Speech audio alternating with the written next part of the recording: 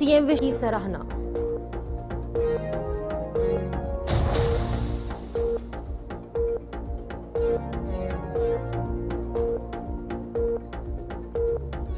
छत्तीसगढ़ राज्य निर्वाचन आयोग ने निर्वाचन कार्यक्रम के बारे में विस्तार से दी जानकारी।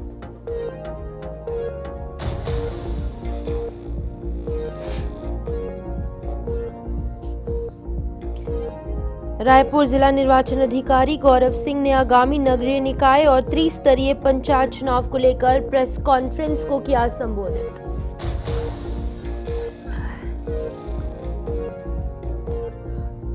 नमस्कार, छत्तीसगढ़ का एक खास बुलेटिन देख रहे हैं आप और मैं हूं शिपवन शर्मा। तो चलिए शुरुआत करेंगे बुलेटिन की। छत्तीसगढ़ के मुख्यमंत्री विष्णुदेव साय ने कहा है कि गरियाबंद जिले के मैनपुर थाना अंतर्गत कुल्हाड़ी घाट क्षेत्र में सुरक्षा बलों के जवानों को नक्सलियों के खिलाफ मिली सफलता सराहनीय है।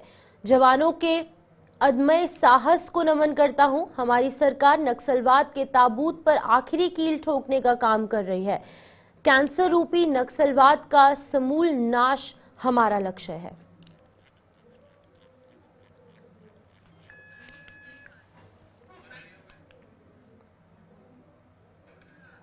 नगर पालिका और त्रिस्तरीय पंचायत निर्वाचन 2025 के लिए छत्तीसगढ़ राज्य निर्वाचन आयोग द्वारा 20 जनवरी को अपराध में निर्वाचन कार्यक्रम जारी करने के साथ प्रदेश में आचार संहिता यानी कि मॉडल कोड ऑफ कंडक्ट लागू हो जाएगी। और बता दें कि ये हो चुकी है। कलेक्टर और जिला निर्वाचन अधिकारी कार्तिकेया गोयल ने कलेक्ट्रेट सभा कक्ष में प्रेस कॉन्फ्रेंस को लेकर तमाम बातें की हैं। रायगढ़ जिले के अंतर्गत होने वाले निर्वाचन कार्यक्रम के बारे में विस्तार से जानकारी दी गई। नगरीय निकाय के लिए मतदान एक चरण में यानी कि 11 फरवरी 2025 को किया जाएगा। परिणामों की घोषणा 15 फरवरी 2025 को होगी। वहीं पर जो त्रिस्तरीय पंचायत निर्वाचन के लिए मतदान है वो 3 चरण में संपन्न होंगे। रायगढ़ जिला अंतर्गत प्रथम चरण में विकासखंड रायगढ़ और पुसोर के पंचायत, द्वितीय चरण में खरसिया धर्मजयगढ़ और तृतीय चरण में तमनार, तेलुंगा और घरगोड़ा के पंचायतों में मतदान किया जाएगा। दोपहर 3 बजे स्थानीय निकायों के निर्वाचन की घोषणा कर दी गई है। 3 बजे से राज्य में और रायगढ़ जिले में आदर्श आचार संहिता लागू हो चुकी है। सबसे पहले ग्रामीण अर्बन एरियाज यानी नगरीय निकायों का चुनाव होगा। रायगढ़ में 1 नगर निगम रायगढ़ है, 1 नगर पालिका खरसिया में है और 5 नगर पंचायत हैं। इन 7 जगहों पर नगरीय निकायों पर पहले चुनाव होगा। यह चुनाव नगरीय निकायों में 100% ईवीएम के माध्यम से होगा। आपके जिले रायगढ़ में पर्याप्त मात्रा में ईवीएम है। उन ईवीएम की चेकिंग हो चुकी है, अच्छी कंडीशंस में है और हमें किसी और जिले से ईवीएम की आवश्यकता नहीं है। हम लोग अपना नगरीय निकाय का चुनाव ईवीएम के माध्यम से करा देंगे। उसके बाद ग्रामीण निकायों के चुनाव 3 चरण में रायगढ़ में होंगे। पहले चरण में रायगढ़ और पुसौर ब्लॉक्स का होगा, दूसरे चरण में खरसिया और धर्मजयगढ़ ब्लॉक्स का, तीसरे और अंतिम चरण में घरघोड़ा, तमनार और लेलुंगा का चुनाव होगा। इस प्रकार हम अपना पूरा निर्वाचन राज्य निर्वाचन आयोग के निर्देश अनुसार पूर्ण कर लेंगे। आज से कोलाहल अधिनियम पूर्णतः लागू है। संपत्ति विरूपण यानी अगर आपको कहीं पे भी कोई बैनर पोस्टर लगाना है, किसी को प्रकार की जुलूस निकालनी है और किसी भी प्रकार का आपको अगर लाउड स्पीकर्स लगाने तो आपको।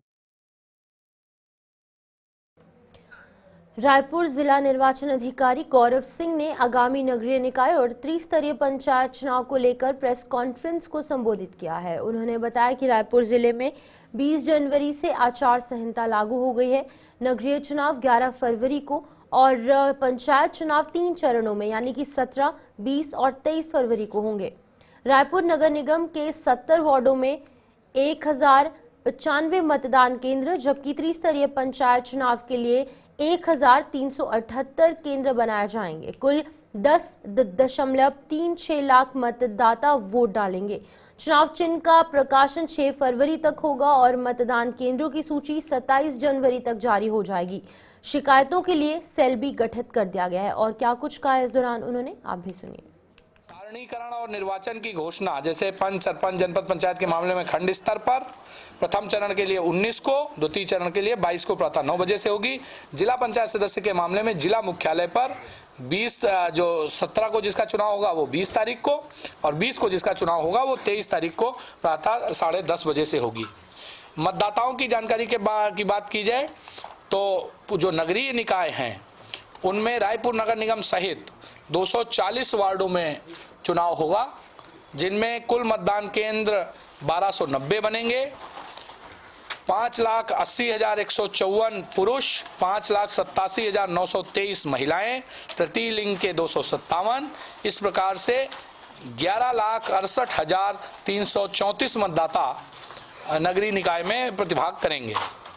त्रिस्तरीय पंचायतों में 408 पंचायतें हैं, जिनमें से अंतिम निर्वाचक 3,55,613 पुरुष, 3,60,646 महिला, 18 अन्य। इस प्रकार से 7,16,277 मतदाता प्रतिभाग लेंगे।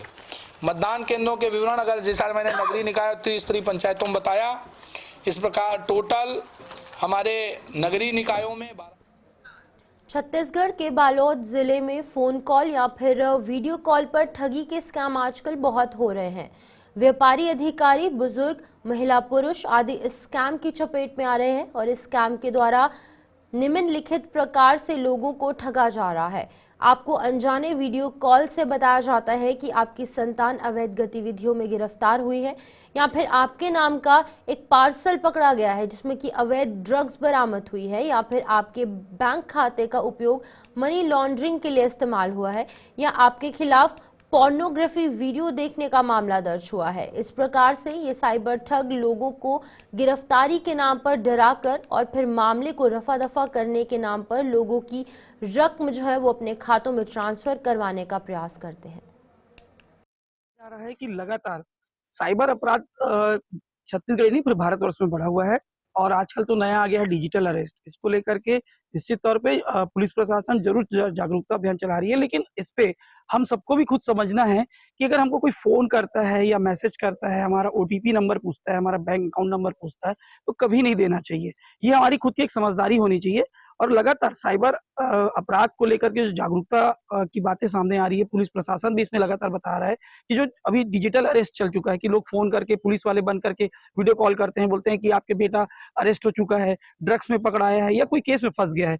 निश्चित तौर पे इसमें तत्काल स्थानीय पुलिस का मदद लेना चाहिए, स्थानीय थाने पे जाना चाहिए। साइबर अपराध को लेकर के एक जागरूकता जो चल रही है पुलिस प्रशासन की, उसमें सबको सहभागी बनना चाहिए और खुद भी जागरूक होकर के साइबर अपराध को रोकना चाहिए। आज के युग में जो है हर आदमी इंटरनेट से जुड़ा हुआ है, मोबाइल यूज़ करता है, जिसके कारण जो है लोग बाग जो है जाने अनजाने जो है मोबाइल में गलत लिंक पे चले जाते हैं, और कई बार जो है साइबर ठग जो है आम आदमी की कमजोरियों का फ़ायदा उठाकर उन्हें डराते हैं और उनको गलत तरीके की जानकारियां देकर जो है उनसे पैसा ऐंठते हैं। इसी क्रम में जो है एक डिजिटल अरेस्ट के नाम से जो है आजकल ज़्यादा सुनने को आ रहा है।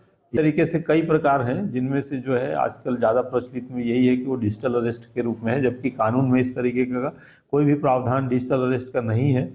फिर भी लोग अपनी अज्ञानता और डर के कारण जो है साइबर ठगों के चंगुल में आ जाते हैं और जो है अपनी मेहनत की बहुत बड़ी।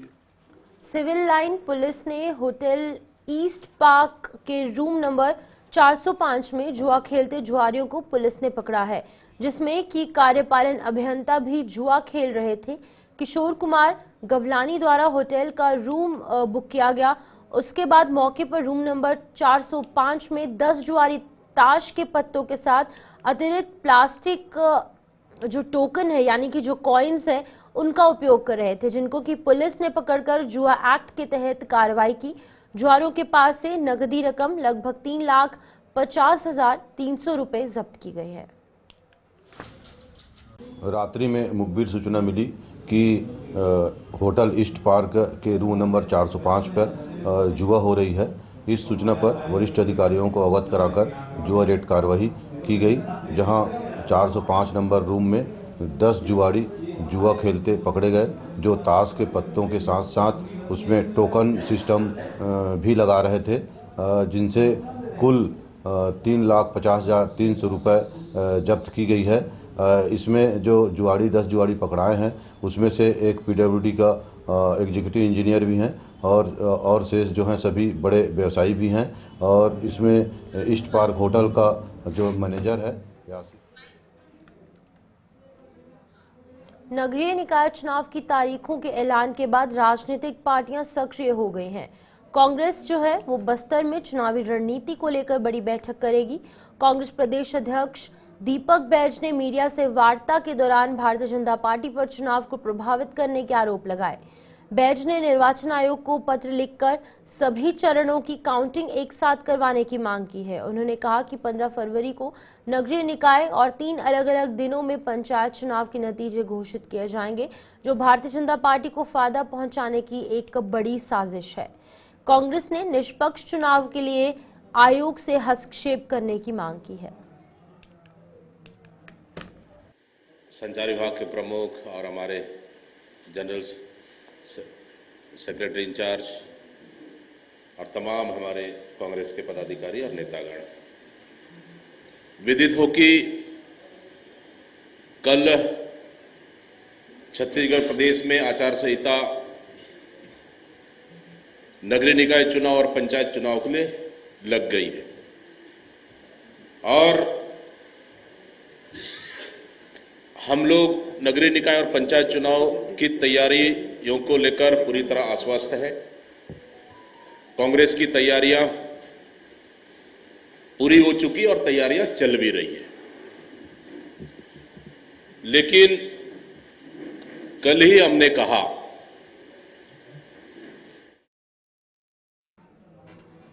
तो चलिए छत्तीसगढ़ के इस बुलेटिन में फिलहाल इतना ही। दीजिए इजाजत और आप बने रहिए गुलिस्तान न्यूज के साथ।